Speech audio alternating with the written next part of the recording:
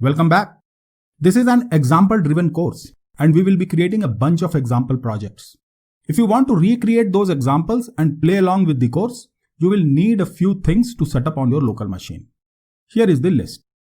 The first two items are fundamental tools for any Java developer. I am assuming you are familiar with Spring Boot and you already have the first two things set up and installed on your machine. So I am not going to show you setting up JDK and your IDE. We will be using Java 11 in this course. So you need to ensure you have JDK 11 installed and your Java home environment variable is defined. I'll be using IntelliJ IDEA Community Edition in this course.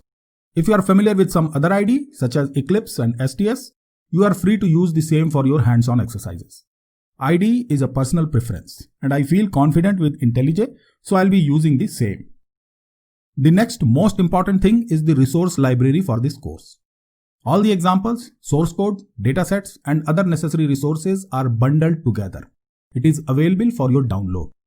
The link to download the resources is given in the next lecture. I recommend you to download the course material well in advance and keep it safe on your local machine. You will also need a local Kafka cluster setup. I'll be using Confluent Community Edition for all the demos and exercises in this course.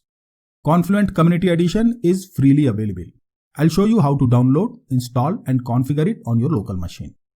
Most of the coursework is done from inside the IDE and it works in the same way on both the platforms, Mac and Windows.